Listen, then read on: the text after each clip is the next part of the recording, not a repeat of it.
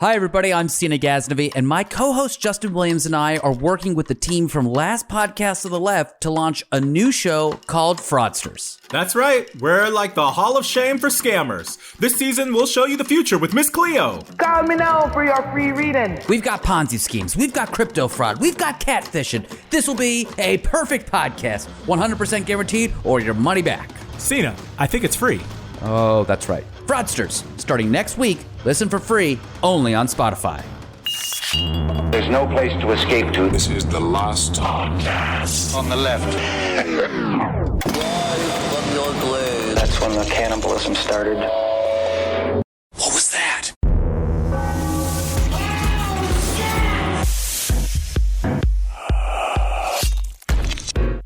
There are so many people mystified by the tale of the Fouke Monster. If you look out into the swampy bottomlands of Arkansas, the Texarkana fields, the bean fields, thickly veined with creeks and hollers. Yeah. Down in the thicketed bottomland, the thicketed deep brush of the swampy, thick-walled bottomland. So were you going to pump my gas, or am I supposed The to lonely pump? cry of the Bigfoot is not akin from the man's lonely cry. Right. Yeah, just unleaded would be fine. Oh!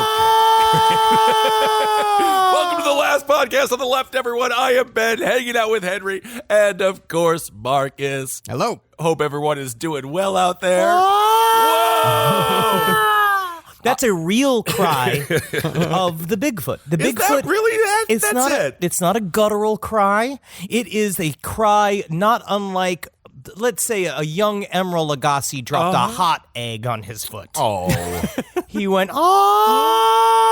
Well, I'm not sure if that's entirely accurate. I know you guys do the bulk of the research, but I'm pretty sure when a Bigfoot stubs his toe, he says, fuck! Well, especially if he's from Fouke. Get ready to hear that word a whole bunch. Today we are talking about the very serious topic of the legend of Boggy Creek. Now, the Fouke Monster, a.k.a. the Beast of Boggy Creek, is somewhat different from other giant ape-like simians like your traditional Bigfoots and Sasquatches. Described as unkempt, rebellious, and malodorous, the Fouke Monster is a cryptid with a specific personality and a long, localized history. Are you guys making fun of me? No, this is actually one of those where this is not a direct subtweet of you, Kissel, because you don't smell bad. Oh, thank you. No, you don't. We've always said this, surprisingly neutral.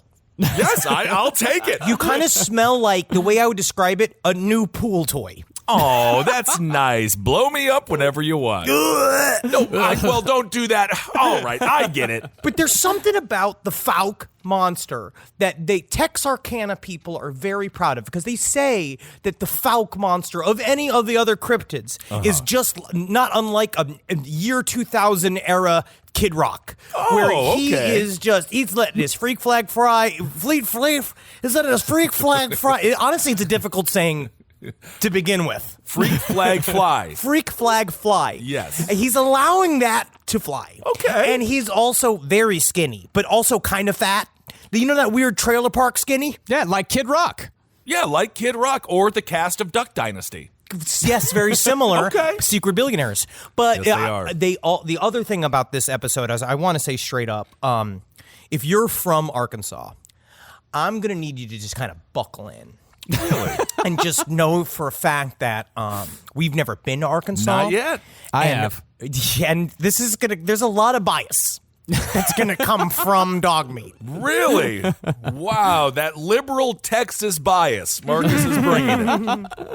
Well, this monster is unique in the sense that he seems to have made a home in one specific place outside of one specific town called Fouke, Arkansas, which rests just southeast of Texarkana, where the borders of Texas, Arkansas, and Louisiana meet. But you know what doesn't meet there? Reading and writing. Oh, leave him alone, Henry. Leave him alone. I'd love to go to Texarkana, have a couple of drinks, have some conversations with the folks, because they tell you great tales, such as the legend of Boggy Creek. You mean Foukes.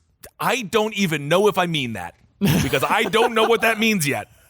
Well, they can definitely tell some tales. They can spin a yarn, but Henry's comment about reading and writing is accurate. Oh my God! Would you please stop demeaning the great people in the combined forces of just charm that you would get from Texas, Arkansas, and Louisiana is something you can't even articulate in words, as you can tell as I try to do it. Know how you articulate it? You go, oh. Well, since the beast is so localized around one small town that's never had more than 1,000 people, damn near everyone who lived in and around Fouke all have a story about the mysterious creature. But for some people, these stories are more about other people's experiences with the phenomenon. As Chief Deputy H.L. Phillips put it, quote, I don't believe in it, but I'd say you don't argue with people who say they've seen it. They will shoot you. We're going to find out. That's the first reaction to a lot of these stories. I love it. Oh, yeah, when a rural person has seen something really fucking strange, you just try to fucking tell them they didn't see that. Okay, well, let me just clarify what Marcus just said. When a real American sees something strange, you try to tell them they did not see something strange. Are you trying to win the fucking Iowa primary right now? I am trying to make our audience know that we love them no matter where they are. I know. Of course, it's where I'm fucking from. I grew up in a place like this. And what did you do but abandon them, Mr. Parks? Yeah, that's what you should have done. You should have stayed and become a gas station vampire like Jodi Arias' first fucking boyfriend. By the way, Jodi Arias' butthole needs to pay us a check. Yeah, because we just put that thing on the map. Well, in other words, belief in the beast runs deep in Fouke. But what's interesting is that there are no stories coming out of other small towns in the area with equally ridiculous names like Wicks, Grannis, Umpire, Stamps, Okalona, Smackover, Norflet, or Waldo. Oh, my God. I love it so much. Just a town called Stamps. You know for a fact they don't even have a mailbox. They might not even have tongues. Well, aside from a few sightings about 60 miles southwest in Jonesville, Texas, ape-like humanoids in this area of the world seem to be specifically Fouke-based. But it could also be that Fouke is where ape-like humanoids, or one lonely ape-like humanoid, have decided to reach out to mankind. True talk, though, you're a skunk ape. You don't want to be discovered. Obviously, as you were talking about, truly the education system in this country has failed. Literacy rates are down there. People aren't reading. They're not writing that much.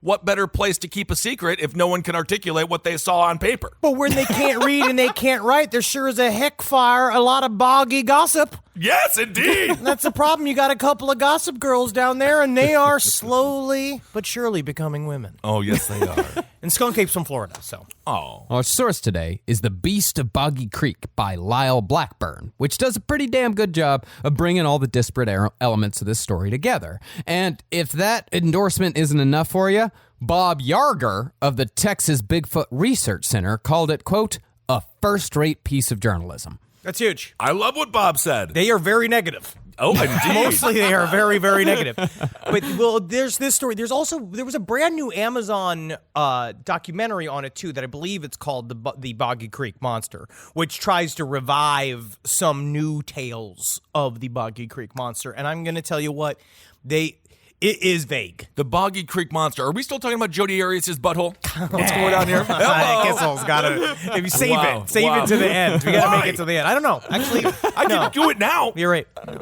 Now, the Fouke Monster first got press attention on May 3rd, 1971, when the Texarkana Gazette reported that a family had a run-in with a 7-foot-tall, hair-covered, ape-like creature that had glowing red eyes, an awful smell, and a habit of screaming into the night. Either that was the Bog Creek Monster, or Gary Busey is doing community theater around here. As the Boggy Creek Monster. Oh. Yeah, I would definitely cast Gary Busey as the Boggy Creek Monster. He's low-key one of my favorite human beings that's ever lived. But you know what I will say? Because Marcus and I were talking about this as we were producing the episode, is that this cryptid of all of them, for some reason, it has a special charm. Yeah. He's a real, like, if I were going to cast a cryptid, like, let's say I were to stunt cast a cryptid as Harry from Harry and the Hendersons, Sure. I would put this creature as the lead. I would cast this as Harry, but I would put a lot of stipulations in there of like not getting too close to him, especially if you're on your period, and like don't get anywhere in there. If you spilt tuna juice on you in any way, shape, or form, or if you got a bunch of rotten bananas, don't go anywhere near him. It sounds like you have a problem with craft services. That is, Are people craft just services eating is going to bad need tuna and old bananas? It's going to need to be really worked out because those are for him. Don't touch his. Oh, I see. Okay. Now, as opposed to the lumbering, relatively laid-back Sasquatches of the Pacific Northwest, their southern cousin is said to be leaner, meaner, hairier, and without a doubt, louder than all the rest. Now, of course, once the story was run in the Texarkana Gazette, citizens in the area around Fouke came out of the woodwork with stories about a wild man of the swamp from years before that they'd kept quiet for obvious reasons. And it wasn't like all this was just waved off. Law enforcement in the area took this seriously, with one constable, Ernest Walraven, arming himself in anticipation of more attacks. Because to him, all this sounded like all that shit that went down in Jonesville a few years ago. We don't want none of them attacks up here. Wait, did you just say his name was Walrus Walraven? Ernest Walraven. And okay, so he just made that name up. He is a constable still. Which is a position that has existed since the 1880s. They call him Constable because if you watch The Legend of Boggy Creek, it's like, and Constable Walraven, he's the one holding order around these swamps. And he comes in there and he has a musket. I see. And of course, a constable is just a sheriff deputy who hasn't shat properly in 10 years. Yes. His constipation is stable.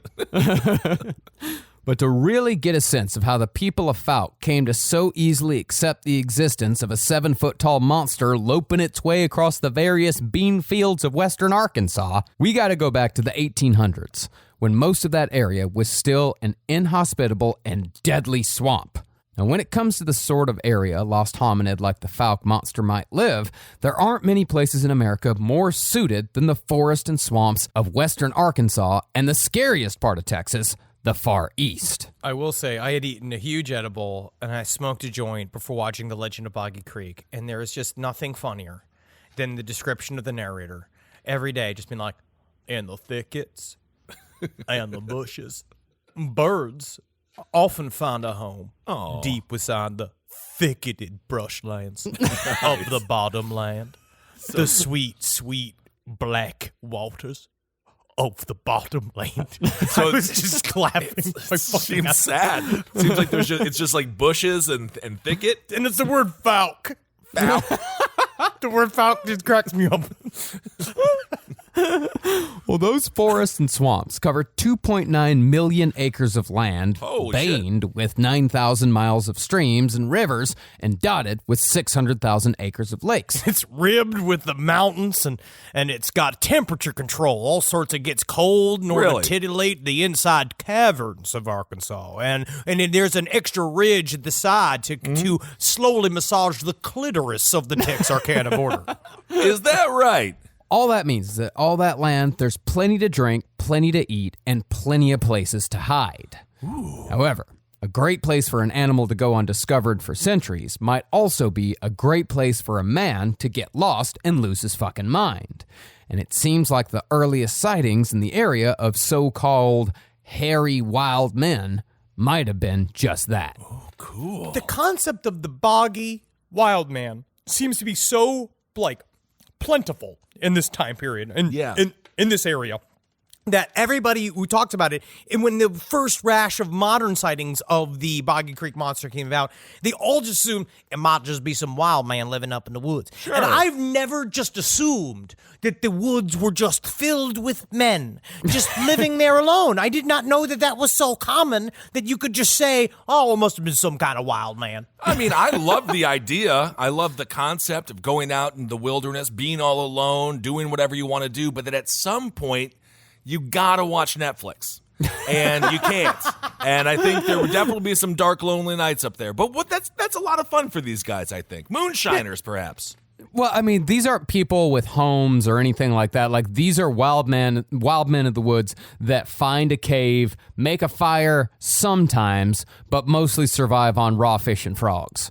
Wow, cool guys. Technically, that's what the original French did, and that started all cuisine. Hey, look at that. In 1851, the Arkansas Gazette and the Memphis Inquirer both reported on a story about two hunters who came across a large, hairy manimal trying to snatch a calf away from a herd of cattle. Now, these men, like many people who come across a creature like this, froze with fear, and when the creature noticed them, it did nothing more than stare and run off, leaving behind 13-inch long human tracks. Damn. Human-like tracks. Interesting. This is kind of upsetting, though, for the hunters, because you just got to let this guy get his meal. This guy obviously was going after the littlest one in the herd, going after the calf. He's probably starving. Why mess with this dude's dinner? Because somebody owns that calf. There's a rancher that's dependent on that calf for his fucking livelihood. Yeah, dude, don't even get in the middle of the relationship of calves and cattle and their owners and ranchers. It's like the biggest crime in the world is to steal a calf. I think that's what the Hatfield... rustling. Isn't that Hatfield and McCoy's? Wasn't that the whole premise? Was that it was a calf controversy?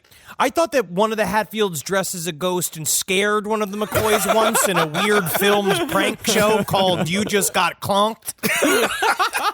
I love that one. Well, 5 years later, a similar creature actually attacked someone, although this one was very likely one of the so-called wild men, because this one was just 6'4". Yeah, he wasn't 7 feet tall. And the attack is very similar to a Charles Manson dance, where he comes going, you're just like, gang! He was, however, well-muscled. Oh. And it was said that this hair-covered manimal ran with the fleetness of a deer. Cool. It's like when I saw Kissel slowly descend into his pool. And when you watch him slide into his pool, the fluid motions that come about a Kissel at motion in water is kind of inspiring. It is akin to seeing a manimal find its true environment. It's a bit like that Prudential commercial with the whale saving you money on insurance. Hell yeah. I'll never understand why the whale is the motto for Prudential, but that's a whole nother conversation. We can have it for an hour and a half if you want to. I want to die. No, witnesses knew how the manimal ran because for some reason, a group of Arkansas yokels had decided to capture him alive. But when one man approached on horseback, the hairy wild man tore him from his mount, scratched out his eye, and bit a big hunk of flesh out of his shoulder. Damn! Leave him alone! What did the Bog Creek Monster at this point, have they at all attacked anyone other than people who are being aggressive towards it? Nope. There you go. Nope, absolutely not. No, it's the whole Arkansas thing. So get the government out of my life. Don't let them tell me what to do. That man ain't got no clothes on. Get him. Get him. I don't like it. Get him. Trying to get me. Well, you can't have a bunch of Winkies running around all there slapping each other's thighs with it. The wild man then tore the saddle and bridle from the horse, destroyed the implements of slavery, hopped on the animal, and tore off at full speed into the swamp, never to be seen again by the evil townsfolk who decided to capture him. So he's got a horse friend now. Like, you can kind of see that, but in a while, they're mad that they stole the horse, and they're mad that he destroyed the saddles, and he's mad that he got bit in the shoulder. But at some point, they're like, that's a true American. That's awesome. Marcus, rancher mentality, you steal a horse or you steal a calf or you steal a cow, what's worse? What's going to get you in the town square putting the stocks with tomatoes thrown at your face? Horse. And in the Old West, if you stole someone's horse, you would be killed. Yeah, it was a hanging offense. Well, I would say put your name on your horse so that I won't accidentally steal it. Yeah, they brand it. Yeah. They don't put like a tag on it. No, you just take a Sharpie, put your name, be like Ben's horse. Ben's horse. Yeah. Well, about 10 years after that incident, another group of meddlesome locals actually managed to capture one of these wild men near Saline County. This one was a 7-foot-tall giant of the hills covered in thick hair, and he lived in the local caves. And again, he wasn't doing anything to anybody. Yep, just being a tall person. You got to cull them. You got to cull them because when the tall people, when there's too many of them, it's more of a pest-like situation. Is that right? You want to say that? Yeah. The decision was made to capture him, so the cruel townsfolk invaded his cave, lassoed him, and took him away to the jail in Benton. There, they dressed him in clothes against his will, which he tore off before escaping to a nearby building. Damn! He was recaptured, but unfortunately, the story as it was told in the 1941 book Ozark Country does not say how the whole saga ended. He became the town mayor. Yeah, we elected him mayor. He's the tallest man. Yeah. And that's what they were afraid to see because that was his whole thing. He's like, I see a head above my competition. Yes, he does. And they arrested him. They were so happy. They elected him mayor, but then he made all houses illegal and everybody had to live in the caves. Now, that could have been some sort of lost hominid based on the extreme height. But there was one case in which a definite feral human was mistaken for one of these beasts of the night. In 1875, a quote-unquote half-wild animal had been stealing food from the local farmhouses and forcing women to cook him meals while the men were away at work. Although he never went further than that. Cook me eggs. Cook my eggs. What in the world's happening? You just have to sit in the living room because that's it is. I don't even see him having a weapon or anything. I just see him just walking around the living room going like, eggs, musical fruit. And they're like, what are you talking about? That's beans. It's like, eggs. Make me eggs, woman. Make him eggs. I watch a lot of omelet videos on Instagram. I get the power of the egg. I don't even want to fucking talk about this. Kissel just showed me 3 different omelet accounts. Literally, It's a powerful Insta follow. He has subscribed to Only Eggs, and he just showed me like it was a hot woman. He's like, hey, Henry, hey. They put avocado in it. Come look at this, Sam. This omelet I just looked at. Look at that. Look at that. They put avocado and bacon in it. That's just what you kept saying. I was like, yeah, it's an omelet. But you were saying the avocado thing like it was some sort of like sexy woman taking off her bra. Like, wait, no, keep watching. They're about to put the avocado in it. The avocado makes a big difference. Anyway. No, I'd say this, wild man. This did actually warrant a search because he was breaking into people's houses and forcing women to cook him food. But after the posse caught up to the wild man, they found he was actually a railroad worker who'd suffered a mental break 2 years before and had just sort of wandered off the job. I'm just gonna be honest here, confess, in the most ironic thing in the world. Yes, I'm a railroad man, and I did happen to go off the rails, which is really interesting to think about how technically the train is the most sane way to travel because it sits on the rails. On the rails, yeah. But me, I'm sick of the rails. Oh, man. The man was in such bad shape that by the time he was returned to society, one reporter lost all objectivity and described him as, quote, the wildest, greasiest, ugliest looking, half-clad specimen of humanity. And it was ever our lot to behold. Oh, my goodness. All right, you little... You're a limousine liberal. That's what I'm going to call you with your monocle and your belt buckle. Get out of here. Leave this guy alone.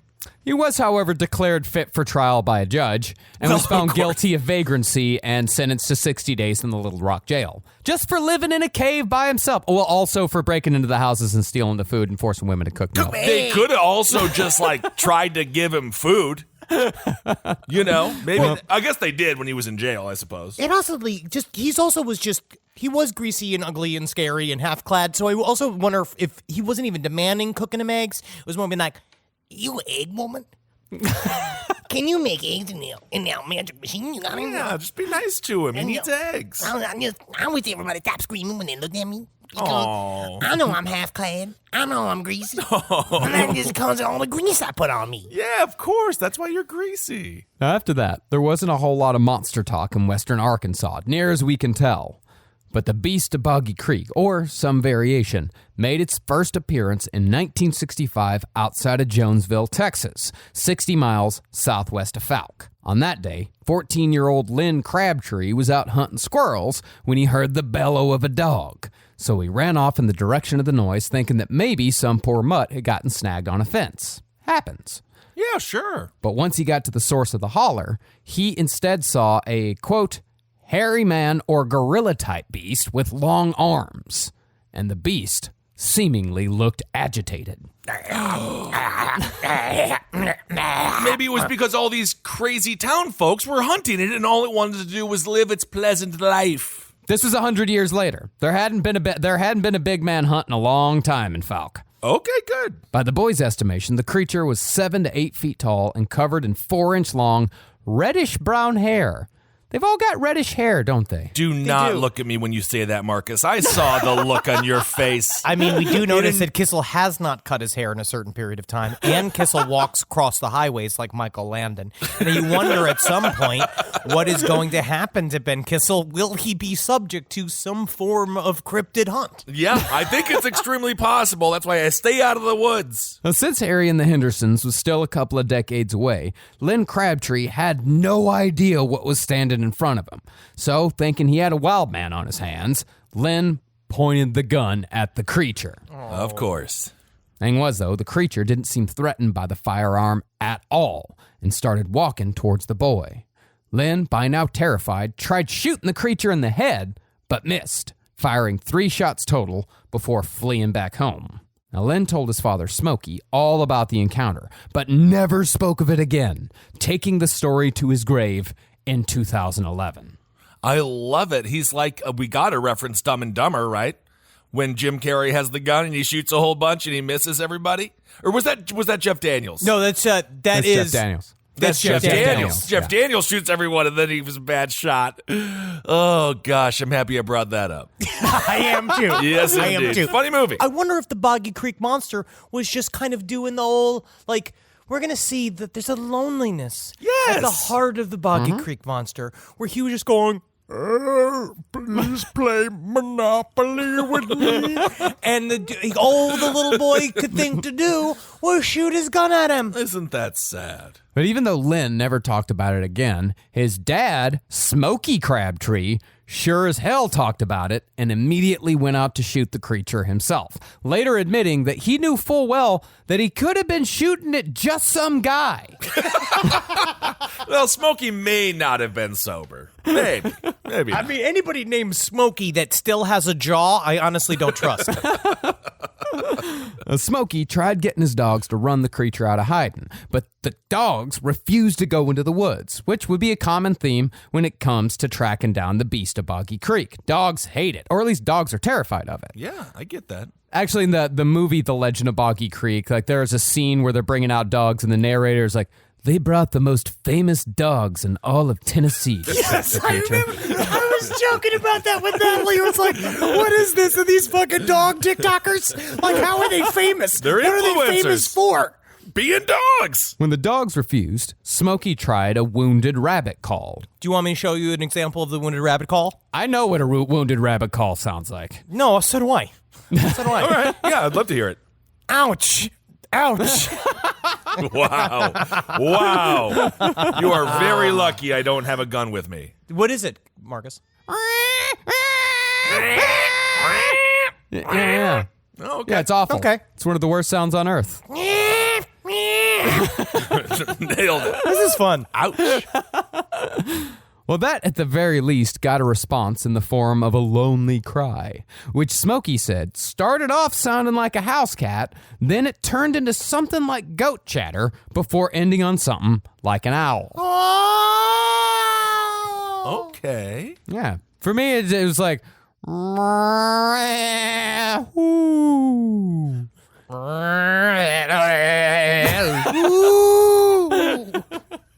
Wow. This is a great episode. This is really interesting. Fun Wow. Noises with the Boys, our new podcast. Fun noises with the boys. Hey, Dogman, here's a new fun noise. That's a pretty good one, but I'm more before like, yeah. All right. I think we've had a lot of fun with the noises today, guys. Now let's open up the box and put the fun noises away. He's making noises now, too. That's fun. But they're in the lockbox now. Once the creature presumably figured out the wounded rabbit call was a fake, he simply sounded annoyed and made a noise that was something between a scream and a growl, and he wasn't heard from for years afterward. Damn. Okay. He showed up again in 1969 when a woman named Louise Harvin was 2 miles south of Jonesville about to go into her job as a meat cutter at the D&W Packing Company. What a great job that is. Honestly, that's a strong woman. She said that just as she was about to go inside, she heard a ruckus coming from the hog pen. She walked over and saw a large, hair-covered, ape-like creature standing on 2 legs, eating scraps of food from the pig slop. Oh. She said he was so hairy and was eating so greedily that the food hung from his mouth and clung to the fur on his chest. Okay, first of all, I'm actually also feeling insulted weirdly. I'm also like, it's the way he's talking about it. It's the way he's describing it. It's just, what do you mean? I don't know. That was seriously not meant as a slight at all, man. No, you guys end up with you, food in your chest hair a lot, don't you? No, I don't have chest hair. But can we just not say the word greedily when it comes to a person eating pig slop? I think it's safe to say the last thing that we could describe this person as is greedy. It seems like they didn't really want anything other than pig slop. I also think that the only porno that Kissel and I would ever be in together would be called Ruckus in the Hog Pen. I want to be the top pig. Good, because I want to be the sandwich pig. Well, once the creature saw he was being watched, he suddenly stopped eating, and within seconds, he jumped the hog fence and disappeared into the woods. But the weird thing was, the creature seemed to follow not the slop, but Mrs. Harvin after that night.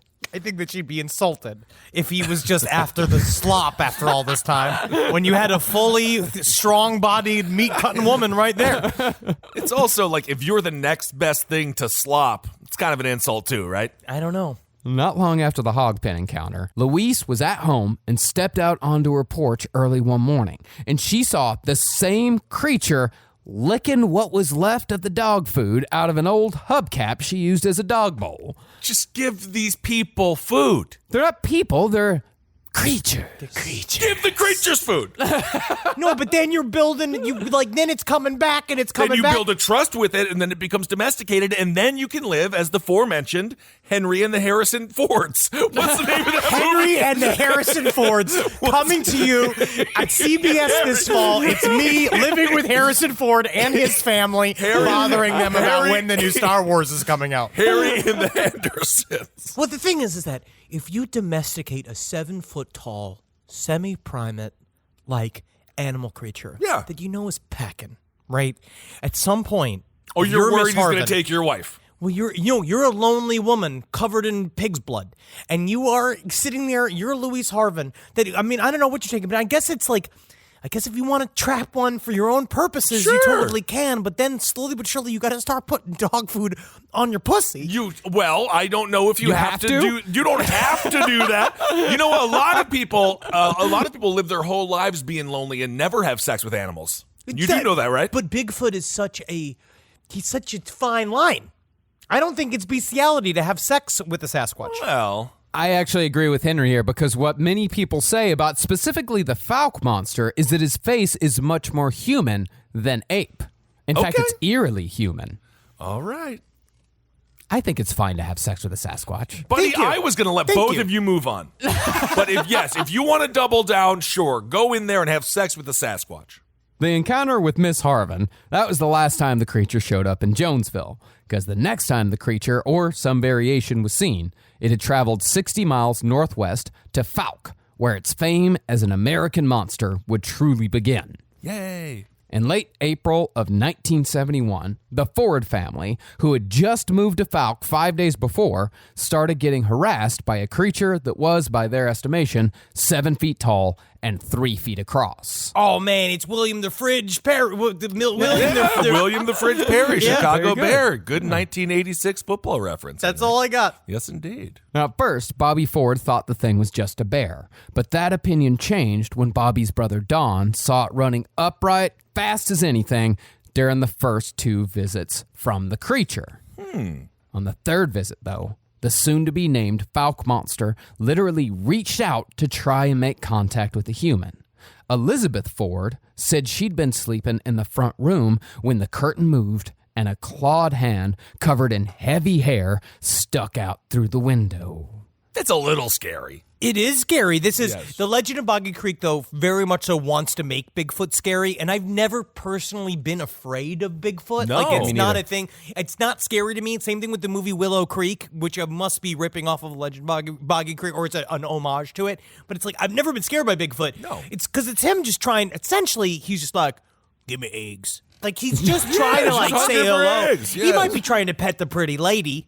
Well, he's a little bit like Lenny, perhaps, which is a dangerous kind of love. It because, is. Of course, it can snap your neck, but that's okay.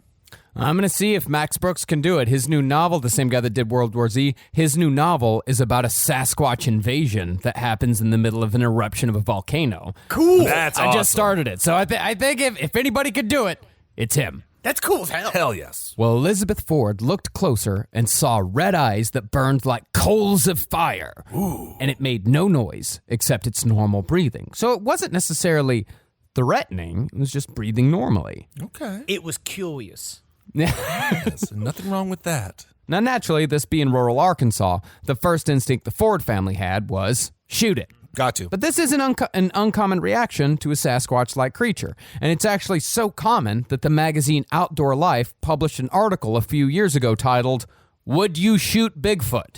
And this is my question. I don't think it should be would you shoot Yeah. Bigfoot. It should be should you shoot Bigfoot? Should you, if it's threatening, I suppose, and you're scared, but I don't think that you should. I really don't. I don't think so either. I think that's actually that would be what a waste to kill a Bigfoot. Yeah, that's very true. Well, this is one of the big points of contention in the Bigfoot hunting world. Some are pro-kill, meaning they want a specimen no matter what the cost. If we have to kill the only Sasquatch in America in order to find out that Sasquatch is real, they'll fucking do it. Oh, I mean, it might be nicer than making it a circus performer or something like that. You look at the film King Kong, he wasn't very happy being all tied up there. that was fiction. We don't know if Bigfoot doesn't want to go on tour. We don't know, I'm just saying. Other Bigfoot hunters, like the North American Wood Ape Conservancy, are what they call wood ape. I don't know why that wood ape makes me laugh so fucking. I don't know what it is, too, because I there's can't something say about wood ape without laughing. there's something about the over serious like science. It's very serious. because it's them trying to be like. Actually, we would classify it as a wood ape. But it's like, of course, of all course. apes live in the woods. Sure, For the most part, unless they're in a zoo, they are living in some form of like a wooded thing. They're living in I would nature. think so. So there's some mountain monkeys. Mountain monkeys is cute as hell. Mountain monkeys is cute, yeah. But there are mountain monkeys. Yeah, of course. Monkeys are everywhere. Well, the North American Wood Ape Conservancy considers themselves pro-science, meaning they only want to observe. Okay. Not surprisingly, the Ford family and Fouke were pro-kill, and they chased the creature around their property, firing 7 times with their shotgun before they called the local constable, Ernest Walraven. Ernest Walraven also has the funniest hat I've ever seen a human being have. The Legend of Boggy Creek has some of the best collection of hats I have seen in such a long time because they are frozen in time. He is wearing, the only way I could describe it is it is something a cross between a train conductor's cap and a Pope hat. It is like it looks like a bishop. It's a bishop's hat made out of corduroy, and he shows up and he's just like, you know, going around here. You know, it's definitely it's bigger feet than normal. These are bigger feet than normal. Bigger feet than normal. You got to believe the constable. Well, Ernest Walraven not only believed the Fords, but he joined in, bringing his own shotgun and a stronger spotlight. And they also he had to leave for the night. I remember this bit, and he's like, "All right, y'all can borrow my gun. I'll come get it in the morning." And then and I was like, "You just got to borrow the cop's gun." That's a different It's like- time. Well, Now you gotta steal it. that was one of the I guess reenactments from Legend of Boggy Creek. They weren't actually there when Walraven's like, "You can borrow the gun. I'll be back tomorrow." Like it was reenactment. Yeah. But that is the kind of community policing we need. You have my gun. Have my gun. And take my badge in case you got to arrest him. Okay? And here's some handcuffs, and here's my car, and here's my wife. Just so you can feel the state-specific life of what it's like to be Constable Walraven. See, isn't that nice? Well, the family waited on the porch for the creature to return, and when they saw movement, they fired and thought they saw it fall. But when they walked towards the spot where they thought they'd find a corpse, the beast, still very much alive, grabbed Bobby Ford. Whoa. Well, because they keep on trying to shoot the damn thing. You can only get away with it for so long before a big creature starts to say, "Stop it now! Enough!" So scared. Well, Bobby said he felt a hairy arm come over his shoulder, and the next thing he knew, he was on the ground, and a 7-foot-tall, now heavy-breathing creature with big red eyes the size of $50 was standing over him. The best I could describe it, it felt like Lyndon Baines Johnson just came up behind me and mounted me. The way I describe the Boggy Creek Monster is like he's like the Joe Spinell of cryptids, where he likes to watch heavy breathing. Like he just likes watching and seeing what women do, and he breathes from the corner. Because to me, Mothman's a cool customer.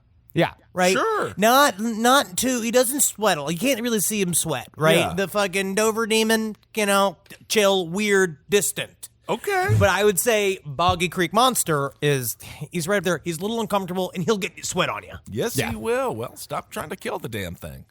And even though they tried to kill the creature, the attack went no further, and Bobby was able to break free and run for the house. And they were no longer terrorized by the beast.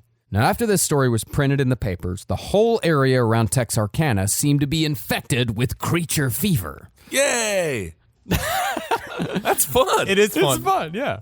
A little less than a month later, a Mr. and Mrs. D.C. Woods Jr. and a Mrs. R.H. Sedgas all saw a large hairy creature crossing the road a few miles south of Fouke near Boggy Creek, which is what gave the creature its established residence. Okay. Now, there were a few people trying to be reasonable here, with both papers in Texarkana publishing follow-up articles suggesting the creature might be a mountain lion, a puma, or possibly even a gnarly horse that had been seen lumbering around Highway 71. Boo! Horrible ideas. Horrible ideas. Yeah, it's very boring. What are there such a thing as Arkansas Panthers? Because this guy, every one of the sheriffs kept saying, it's a panther. This is some kind of swamp panther. And I was like, is there swamp panthers in the middle of the Texarkana area? There were panthers on the ranch near where I grew up, like up until I don't know. I think my dad saw the last one like 5 years ago. No shit. Yeah. Aren't they like endangered? Yeah, that's why they're endangered. You used to see them all the fucking time, but they got hunted out of existence mostly. Oh my God. Yeah, Texas, sad. Louisiana, Arkansas. Yeah, dude. Gigantic, big fucking cats. They got hunted out. Well, they start eating your grandkids, and you gotta run faster. Yes, so I don't think you'll beat a panther. But even though some people were trying to be reasonable, the calls kept coming in. On June 2nd, officials were forced to respond to a call from 3 individuals who'd seen a tall, hairy creature with red eyes squatting on an embankment. And cops were even required to respond to a report of a child who saw a monster in the woods on June 5th. Yeah, Kissel, maybe you shouldn't go to the woods. Yeah, because you know I can what? totally see you being caught by the police squatting on an embankment. Is this illegal? Is it illegal for me to take a shit on this rock? Yeah, why don't you arrest that squirrel over there? I'm just shit next to his shit. Oh, it was just trying to poop. Sir, this is a grass embankment in front of a 7-Eleven. But one of the big sightings came about a week and a half later when Yother Kennedy found mysterious footprints in old Willie Smith's bean field. I hate finding mysterious footprints in my buddy's bean field. Yes, indeed. Who's been in your bean field there, buddy, other than myself? 13 inches long and 4.5 inches wide. These tracks are unique, and some say fake, because they are the only hominid tracks that feature 3 toes. Ooh. But as impossible as a 3-toed hominid seems, old Willie Smith maintained that he himself had seen the creature in 1955, although he thought it was just a wild man he'd shot at 15 times with his army rifle, and Leave it failed him to alone. kill. Isn't that murder? Did you just shoot at wild men? That's just a person in the woods. Stop shooting at. Also, these sheriffs just need to get everyone in the town into the town center. Everyone has to remove their shoes, and we're going to count toes. We're looking at toes today. We're looking at toes. Oh my God, Jeb, you got 7? 7 toes. So I can't be me. Damn, Jeb. Honestly, I'm going to say, Lord was generous with toes with you, wasn't he? Yes, he was. And this is why I can't walk right. Now, old Willie Smith thankfully missed, but it still wasn't enough to scare the creature away, as he said the beast showed up again behind his house a few days later and was, quote, throwing chunks at my dog. I don't even know what that means. I don't know. Chunks of what? Chunks of dirt? Just Clods? throw- I don't know. Chunks. That was it, just chunks? Chunks of his own shit? What was happening? That was the only quote, throwing chunks at my dog. All right. I love it. Maybe it was the fat kid from the Goonies. He tried shooting it again, but once more missed. And one thing that people did point out was that whatever had made those tracks had been careful to not step on any of the young bean plants in the bean field, which points more toward old Willie Smith wanting to protect his crop than a wild beast bounding through the beans. Okay. You fucking dare disturb my beans. Is it weird that I didn't even really know that beans grew underground? I honestly had no clue how beans were remotely made. I thought that they were grown in a lab. Yeah. All right. Depends on the bean. It does, doesn't it? I've always said that. Is there bushes? I know bushes bake beans, but they don't come from a bush. I'm not sure. Or there's green beans, they're on the, they got, they're in the thing, and then there's, other legumes that are underground, like peanuts and such. Welcome to Bean Corner here on the Funny Noise Hour with the Last Podcast Boys. Wow, what a show. And of course, just as the hubbub reached its height, the shenanigans began. On June 28th, 3 young men claimed to have been attacked and clawed by the Fouke Monster, but after Sheriff Greer noticed blood under their fingernails, they admitted they just got real drunk and got into a fight with each other. Oh, of course, and you blame it on the Bog Creek Monster. Tale as old as time. I will say, though, my other buddy was on my other buddy's shoulder, so technically we got the height correct. Yes, we did. One radio station, KAAY, offered a $1,090 reward for the capture, and a local man named Ray Scoggins offered an additional $200 for reasons unknown. Marcus, if you could go back in time, I really do wish that we were local radio DJs in Texarkana. Texarkana? Texarkana. Yeah. Yeah, work at KAAY 1090 AM. Oh, I'd love that so much. Yeah, I would be doing They used to get paid pretty good. Yeah, every day I'd be doing the Bean Report. Yes. And then I would be doing the Boggy Creek watch every day. You have to. But it's just hours of me going, you seen them yet? You seen them yet? And now let's take some calls. Ben, I guarantee you I could get you a job at KVRP in Haskell. There, and you'd be listened to by every single farmer that's out on his tractor. I don't think they'd like me, Marcus. Because of your city ways and your refined palate. However, officials had to put a stop to the bounty after 500 hunters prowled the woods drunk and armed and damn near killed each other in an attempt to claim the bounty. But the main reason why we all know the Fouke Monster is because a man named Charles B. Pierce made a movie based on the community's experiences we've mentioned a couple times already called The Legend of Boggy Creek. Now, Pierce had moved to Texarkana to open an ad agency in 1969 and had a bit of experience in the entertainment world from playing a character called Mayor Chuckles on a local TV show. Honestly, It does make you laugh. And Mayor Chuckles was also his code name in the human trafficking circle. Yes, of course. I believe that. Also, what ads is he running exactly? Like Beans! And Texarkana. What is the ad company doing necessarily? We are currently out of beans. Beans. So you're out of beans. We'll put a new ad up when we have beans. Okay. Yeah, I mean, Texarkana, there's 40,000 people there. That's a lot. There's a lot of people to advertise to, yeah. Now, Pierce wanted to make a scary movie, so using the story of the Fouke Monster as the basis, he essentially created a new genre of horror, the fake documentary, and had locals pretty much play themselves. It's kind of a legendary movie. I know that it definitely started the craze of the Bigfoot schlock films of the 1970s, and the Legend of Boggy Creek is such a... I don't know. I really enjoyed it. It was very fun, but it's very old school. It is very slow paced, but they did a recent remaster of it, and it's beautiful. Cool. Yeah. If you like watching boys eat eggs, there's a lot of that in there. I just saw myself in them. Awesome. Yeah. Have you guys been looking at my Pornhub search engine again?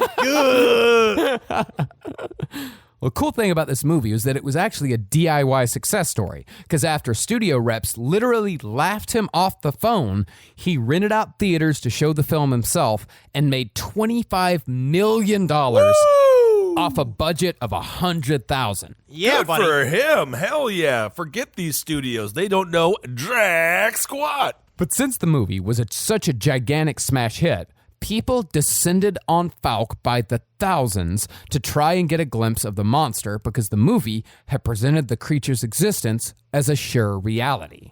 And the one thing I'll say about Fouke is that it definitely wasn't tourism and camera ready. They are not they are not. They are not necessarily cosmopolitan place. I don't know if it's necessarily a nice place to even go remotely at all. Oh, I'm sure there's some beautiful scenic views, and I'm sure the people are very polite. I'm talking about the people. I'm not talking about I don't know. They seem to be fairly happy with living in a town that's only 350 people, and it seems that having a lot of outsiders come is not probably their main prerogative. Well, maybe they're very smart. Look what Silicon Valley did to Austin, Texas. So maybe they had to preserve. Fucking ruined it. Exactly. That's what I'm saying. That's what I'm saying. And Austin is still a fine place. It's a fun place to visit. Love Austin. It's just a little expensive these days. Well, going off of the publicity of the movie, the Texarkana chapter of the JCs, the same organization so beloved by John Wayne Gacy, offered a reward of $10,000 for the capture of the monster alive. What if they actually captured this monster? They don't have $10,000. There is no money. No. They just put these numbers on a wanted sign and hoped, and they knew it was never going to happen. You're going to find out. There's a lot of loopholes in there. You're going to find out, but you needed to put him in a bag. People also flooded Fouke with letters, with nearly 800 people writing to the mayor's office, thinking for some reason that the mayor had some inside information on the creature's existence. It's like thinking the president knows anything about UFOs. Yeah. That is on a need-to-know basis, deep within the intelligence community of Fouke, which is just a guy named Clarp, just sitting in a shed somewhere, just being like, I know every secret around here. I could tell you, I'll find you 4 birds. That's why you always have to trust people named Clarp. You never know. Those people hold the answers to many, many questions. But the people of Fouke knew an opportunity when they saw it. One of the early entrepreneurs was local Bill Williams, who opened up the Boggy Creek Cafe and featured items like the 3-toed sandwich and the Boggy Creek breakfast. Oh, I love it. I would be there in a freaking heartbeat. May I ask, what are the toes? Is it a mott stick? Is that a chicken finger? What are the toes? I'm going to have to know. I bet you it's literally like a turkey sandwich that they just called the 3-toed sandwich. I'll take it. Well, old Willie Smith of the Beanfield, he joined in and went full merch, making money clips, keychains, ashtrays, cards, bumper stickers, and all manner of tchotchkes engraved with the words, Home of the Fouke Monster. Cool. And sold all of it out of his gas station. That's and huge. he sold out of all of it. Oh, yeah. Absolutely. All of us would have bought something if we stopped by one of those roadside attractions. I love roadside attractions. I will go to Fouke to get merch. Absolutely. But today, the most coveted item in Willie Smith's merch extravaganza were casts of the original 3-toed track. But it's coveted because the originals were tragically lost when the Boggy Creek Cafe mysteriously burned down in the late 70s. That may have been during a divorce. People were smoking inside a lot. This is also what I loved about them talking about the original cast. They're like, and you knew it was genuine because there was leaves caught in the bottom of it. Look at that. You can't fake that. You can't fake it. You cannot fake leaves. There's no way to fake leaves in plaster. No. And I will always think about my story about how I got entertained out of $60 by that Bigfoot enthusiast who sold me the limited edition Bigfoot cast. But you do have that Bigfoot cast now, don't you? I have 2 of them now. You have 2, so yeah. Yes, indeed. Is it a left and a right or a double right? Double left? Left and right? They're both left. Oh, no kidding. Well, perhaps the strangest artifact of the whole hullabaloo was a bizarre, hastily recorded garage rock single called Fouke Monster. It sounds like a 1973 version of Primus ripping off Jerry Reed's Amos Moses. It's actually pretty fucking cool. It's cool. I love it. Let's hear it.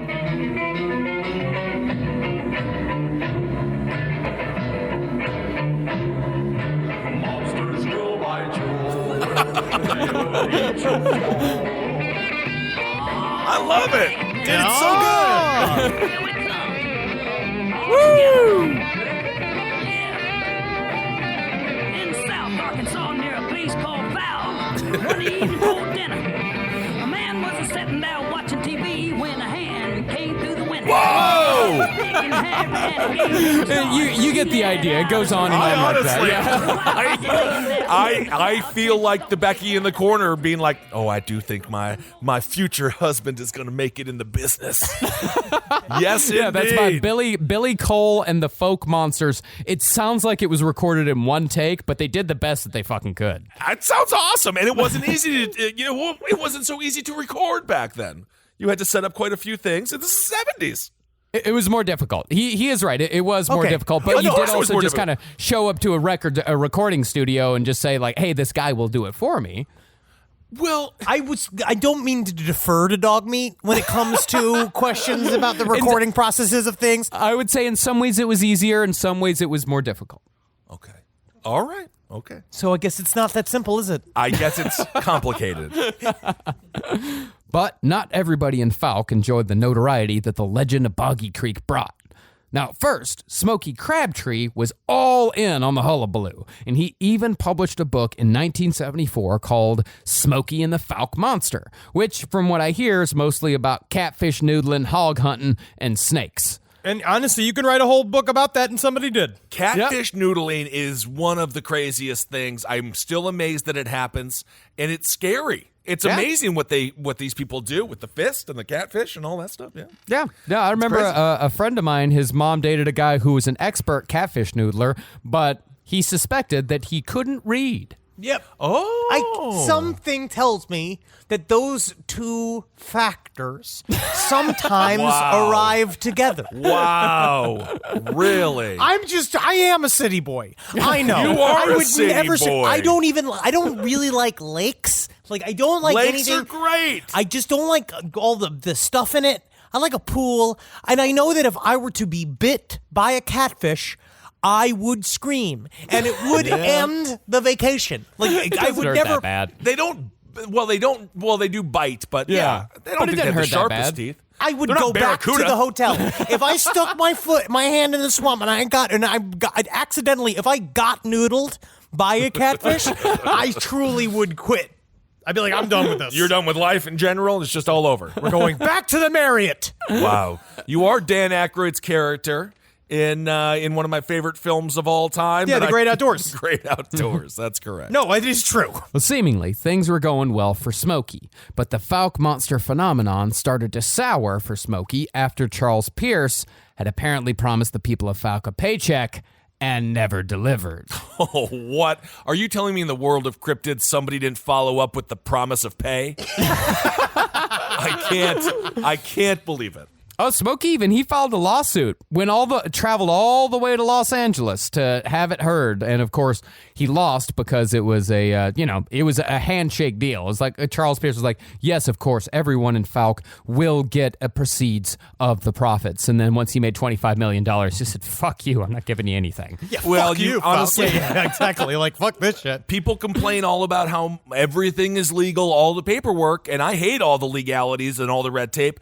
But you gotta honor the handshake deal. You got to sign on the dotted line. No, it's the opposite. Get shit in writing always. I know that get shit in writing. I know that you have to do that now, but it's unfortunate. If you make a handshake deal, that should be your word should be your bond. It's more of a test of a man's character. Yes, indeed. Well, in addition to that, the monster hunters showing up in Fouke didn't treat Smokey with quite the respect that he thought he deserved.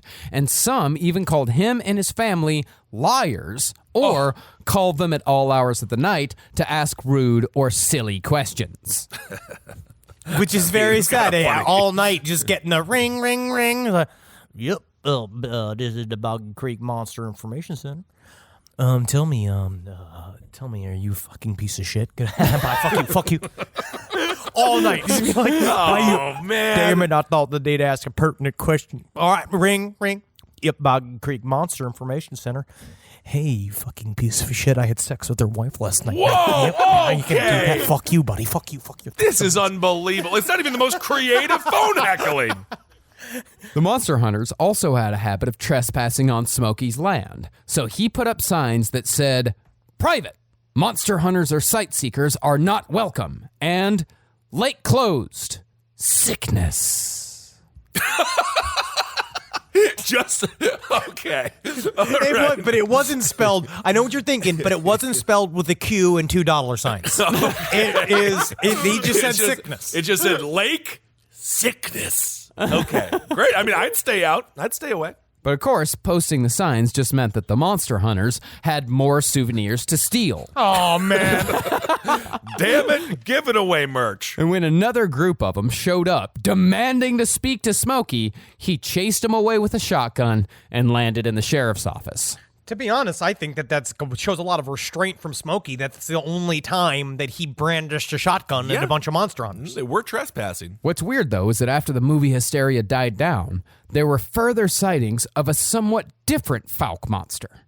The second one was still hairy, but instead of a giant beast, the monster seen by witness Orville Scoggins was only 4 feet tall, but still crept around the bean fields. It's a little baby It's one. a baby one. Dude, that means that the Bog Creek monster had sex with maybe a human woman. I mean, you don't know what happened to Louise Harvin. We have not heard hide nor tail her for since, and she was slowly introducing the Bigfoot to the concept of having a nice meal made for you. Okay.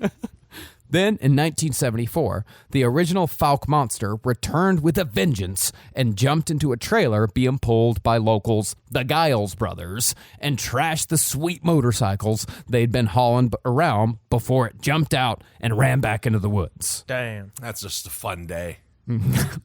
By the 80s, though, the sighting slowed down. In 1981, Terry Sutton saw the creature while he was out fishing. And a couple years later, Jerry Wayne Scoggins, that's the third Scoggins that showed up here. Damn, okay. And they are, again, this is a family tree with one branch. Oh, my goodness. Okay, it's a very big family tree, very large. Well, he said that he saw the creature hanging around the banks of the Sulphur River south of Fouke. It's just, think about the term Sulphur River down in the bottomlands. Oh, yeah. And it's just all of a sudden being like, is it all just farts? It has to be. Why do they name it like this? It must smell like farts. These are not Texarkana just... smells like farts. Does it? Because Yeah, it's it the does. great meeting place. And what greater meeting place is there on the human body than the butthole? I guess so. Now, the Sulphur River seemed to be the beast's new residence, because he was seen there again in 1987 by Peanut Jones on a moonless night as he and his wife were out gigging frogs. That's the 5th anniversary. That's very nice. That's the frog anniversary. If they like that, that's wonderful for them. Well, Peanut said he heard a noise, and when he shined his spotlight in the general vicinity, he saw a big hairy creature staring right back at him with 2 bright red shining eyes. The next sighting was again on Sulphur River, although this one was just off the road. Wait a second. Are we by the Sulphur River? Look at them too. Red $50 in the distance. Look, what is he doing? Yeah. Damn, if the Sulphur River didn't live up to its name. Again. On 8:30 a.m. on October 22nd, 1990, Jim Walls and Charles Humbert were driving over the Sulphur River Bridge when they said they smelled an odor so horrible it made them pull over the truck. And Really? They couldn't drive, it was so bad. And we looked over, and then we knew it was in fact the sheriff. Once they pulled over, they looked to their right and saw the source of the smell. A tall, man-like creature covered in shaggy black hair running across an open field. They estimated it weighed about 400 pounds, although they said the face was more human than simian. It kind of reminds me, I got trapped into one of those YouTube holes the other day of watching offensive linemen accidentally get the ball and run in touchdowns. Oh, yeah. And I always love it because they're always been like, look at Tubby run. Like, they're all so excited when the about big these guys get being to score. Like, oh, look at him go. Look at him go. Like, it's like, come on, man. He does train. He's just a big man. Yes, they are, but that's adorable when they get to score a touchdown. A few years later, a man living north of Boggy Creek on the west side of Fouke said that he saw a 7-foot-tall dark brown creature playing peekaboo in the woods just off his front lawn. Now, of course, his first instinct was to shoot it, so he went inside and grabbed his pistol. When he got back out, though, the creature was even closer, this time only about 200 feet away. But the man didn't shoot. Yeah, because I remember this specific sighting because he talked about it. He had this moment where it's like, I was looking upon him and I saw the ridges of his brows, and I knew whatever this beast was, he might have been more man than ape. And I knew I could not fire upon a man unless in war, because that's only when the government makes it legal to murder in the name of one's country. Well, look at that. That's very sweet. And we never did find out who Forrest Gump's father was, and perhaps it was this man. Instead, the creature wandered away, and when the man's wife returned from her trip to the grocery store later that evening, her husband was sitting on the front porch holding a flashlight and the pistol, just to make sure she got inside safe. Well, that's a very good husband. It is. A couple of years after that, a couple of oldsters were sitting on the second floor of their house with their rifle pointed out the window, which is a regular night for them as they plan to shoot a tasty hog from the herd that usually ran through their place. Ooh, that's where you gotta put... Hogs are nocturnal animals. The herds move at night. That's why you got to put puddles of barbecue sauce just all around. Make sure it falls into one. Make it Yeah. Splash, splash, splash. Yes, indeed. Natalie, that was the one thing we were talking about is the one kid, there was a story in Legend of Boggy Creek where a kid thought turned out to be the Boggy Creek monster, but he thought it was a deer, and he had to run out of the house because he's like, I was trained by my daddy to make sure I saw a deer and I get it as fast as humanly possible. And I was explaining to Natalie, it's because that's where the food is. That's how they get their food. Yes. Is that thing, they have to go get it, because if not, it's just more fucking beans from the Scoggins fields. And honestly, I don't know if the beans are that good from the field. I'm not sure. I'm not going to tell him his beans ain't good, though. I'll tell you that much. No, absolutely not. I'll eat those beans with a grin on my face, no matter how much grit's in them. Absolutely. But as the hogs approached, the couple heard a sound that they said sounded like a whistle that turned to gibberish. Then they heard a similar sound in reply. This is the first time that we see the possibility of two creatures. Ooh. That fucking collusion. Also, I've opened up the noise box again if you wanted to do a noise. And we're taking the noise and we're putting it back in the box, and now it's locked again.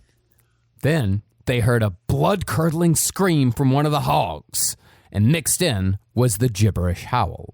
Ooh. It's open again if you would like. I love making noises. Wait, what was that? Is that a turkey? Like, I don't know. Is that a turkey jerking off like David Carradine? Just like choking itself as it comes? What is God, I just like inventing noises, and this has been my favorite episode we've ever done. Yeah.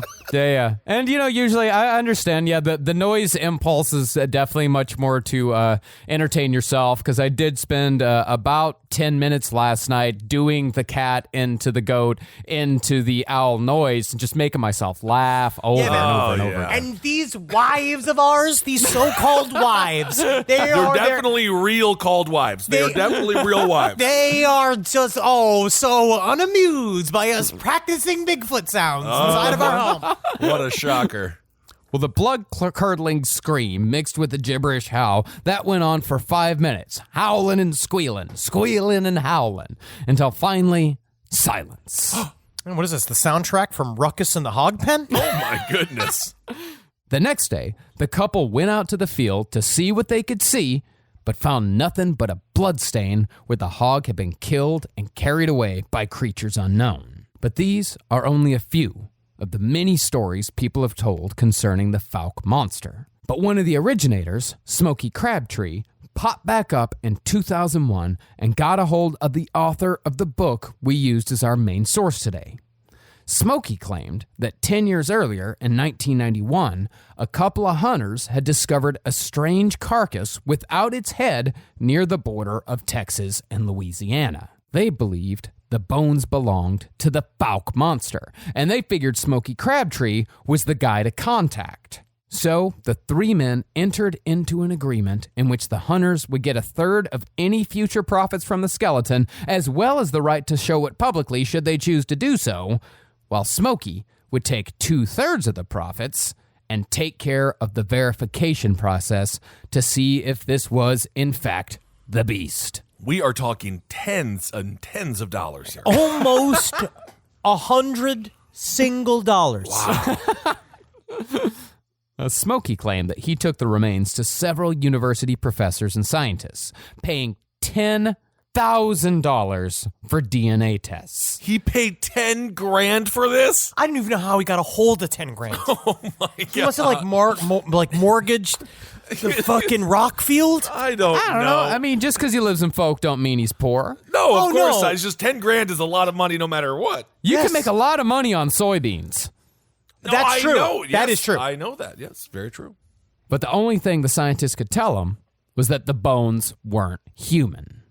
That's interesting, though. I mean, there's so many things that are not human. Well, yes. But, Honestly, on the planet, there are more things that are not human than there are human. well, give us another 50 years. But even so, with the skeleton in his possession, Smokey released a second book called Too Close to the Mirror. Damn, dude. It's a very... It's like saucy. Yeah. In this book, he published the photos of the bones, which had been arranged in such a way that made them look like they could be from a mysterious creature. But pretty soon, it was pointed out that the bones were from a big cat. Most likely, a Siberian tiger that had escaped from a private zoo somewhere in Texas or Louisiana. I'm your private zookeeper. Keeping for money. That's it.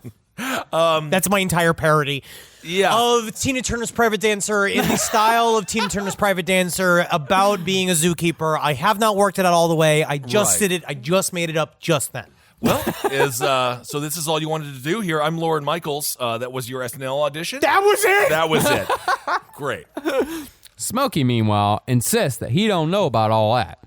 In his estimation, he was once offered $6,500 for the bones, which was an offer he declined. But if they were just some big cat bones, why the hell would someone offer him $6,500 for the set?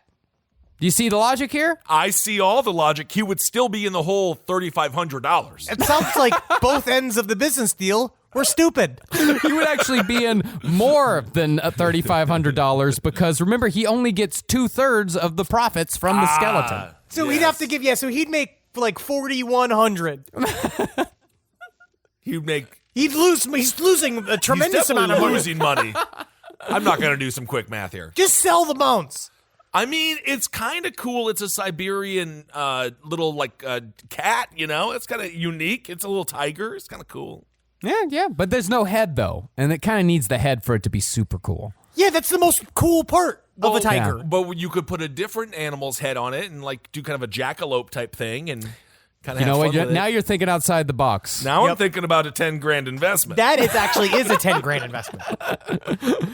As far as what the Fouke Monster could be, the answer that's given most is that it's nothing.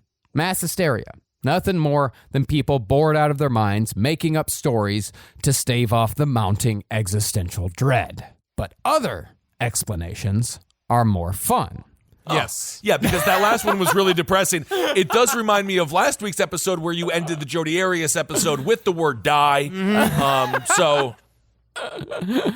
Old Willie Smith thought that the animal escaped from a traveling circus because his daughter, Lynn, heard from a man who'd come through Fouke back in 1953 that a circus truck had wrecked somewhere thereabouts. And nothing is more solid than rumors about a circus accident. From 1953. Yes. Funny thing is, it actually happened. Hey! Except it was 1951, not 1953. And lo and behold, 3 large monkeys had escaped. Okay. Others say that the Fouke Monster is actually what's known as a moonshine monster. Ooh, yeah, likes that moonshine. These fictional creatures are a version of cautionary creatures used to keep kids from drowning or getting lost in caves and such. That's why you tell a story about a creature that lives on the banks of the water because it keeps the kids away from the banks of the water. Sure. But in this case, it was hillbillies spreading rumors about a monster in the woods to keep other hillbillies from discovering their illegal swamp whiskey stills. All of this does sound like, though, an alternative plot from the Goonies 2, where kids always then go and investigate the mysterious monsters. Of course. But sometimes, more often than not, they just end up having sex with each other underneath a waterfall. Well, drinking moonshine. Still others, like Daryl Collier and Alton Higgins of the Texas Bigfoot Research Conservancy, believe that what we're dealing with here is a lost hominid, owing to the vast size of the bayous and the abundance of fresh water. And to them, this is the most logical explanation. It's got all the hollers. You got the hollers and the dips and the lowlands, the bottomlands, and you got the midlands and some of the highlands. Yeah. And then you've got trees. And there's all sorts of places for these things to hide. Absolutely. I think you've nailed every direction possible. Now, the sightings of the Fouke Monster have all but stopped, which some point to as evidence that it was nothing more than mass hysteria in the 60s and 70s that sent aftershocks into the decades beyond. But looked at another way, it could be that the areas around Texarkana and Fouke are not quite the swamplands that they once were. A lot of the land has been cleared away for development, and it could be that the Fouke Monster, like many other animal species, has retreated further into nature, never to be seen by human eyes again. That's the Fern Gully ending. Oh, yeah, come back, monster. We want you. We're be friendly with you now. Wow, the legend of Bog Creek. What a legend it is. And that is, I love this American folklore tale. We talk a lot about the Hilterfirk and all the other fun folklore of other lands, but we have our own little folklore here, don't we? Oh, yeah, the it's Big Fouke. Yeah, Yes. the biggest folklore that America is great and is built with good intentions. But I really think that That's called history. this is huge. I love this story simply because of the locality of it. I like how it has its own personality. Absolutely. And every other Sasquatch is kind of distant. This one feels very relatable. Yes, it does. And I'm happy no matter whether it be real or not, the money that these people made off of merch was very real for them. And I'm happy it was able to help their economy. Mm-hmm. Very nice. And the movie, gave us Cannibal Holocaust and, Blair Witch Project and all sorts of other found footage movies. They're going to find that witch one day. One day. This is an announcement. Next week, remember, Last Podcast and Left and Side Stories are taking the week off. We are going to be doing bullshit. Absolutely. That is not this. And we are excited to share with you next week the first episode of Fraudsters with Sina Ghaznavi and Justin Williams. And I hope you guys are going to love this show. Yes. It's about financial crimes. And the first one right out the park I'm really excited for is about Miss Cleo, which I think is going to be pretty great. Call me Stamp now. of approval. It's fucking great. Mm-hmm. Love it. And Ablingen's Top Hat, I'll still be doing that. Kind of fun, I'll still be doing that. And the LPN show. So we'll still have plenty of shows for you guys to enjoy. This week's Ablingen's Top Hat special episode, we were joined by our friends, the Lucas brothers, to discuss their new, soon-to-be hit film, Judas and the Black Messiah, all about Fred Hampton, a civil rights hero that was killed way too soon. So that was a super exciting interview, and it was nice to reconnect with our old friends, and they're doing so good. I hope they're doing good. Yes, good they dudes. are. That essay that they wrote for Vulture was also very, Fantastic. very, very good. They're very talented. So thank you all so much for listening. I hope you're doing as well as you can in these crazy times. Last podcast merch. Yeah, don't forget to plug the merch. We'll keep on trucking like we always do, guys. And gals, never forget, hail yourselves. Hail Satan. Yogin. Magustalations. Hail me. I will. And to the people of Texarkana, hang in there. Texarkana. I'm not going to text anyone. Machete, don't text. Cook me some eggs. Cook me some eggs. This show is made possible by listeners like you. Thanks to our ad sponsors. You can support our shows by supporting them. For more shows like the one you just listened to, go to lastpodcastnetwork.com.